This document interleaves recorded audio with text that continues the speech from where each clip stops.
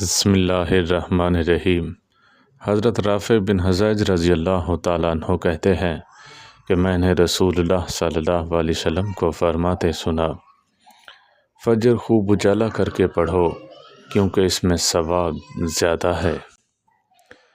حضرت ابن ابی طالب رضی اللہ تعالیٰ عنہ روایت کرتے ہیں، نبی کریم صلی اللہ علیہ وسلم نے ان سے فرمایا، علی 3 چیزوں میں دیر نہ کرو، نماز کا جب اس کا وقت ہو جائے، جنازہ جب آ جائے، اور بیوہ عورت کے نکاح کو جب اس کا ہمسر مل جائے۔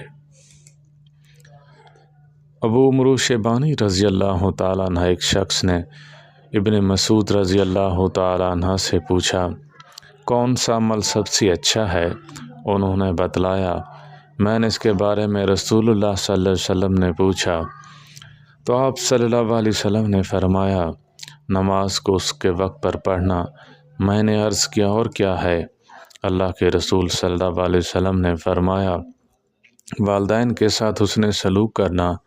میں نے عرض کیا، اس کے بعد کیا ہے؟ اللہ کے رسول صلی اللہ علیہ وسلم نے فرمایا، اللہ کی راہ میں جہاد کرنا۔ حضرت عبداللہ بن زید رضی اللہ تعالیٰ عنہ فرماتے ہیں، نبی کریم صلی اللہ علیہ وسلم کے زمانے میں اذان اور اقامت دونوں دوہری ہوتی تھیں۔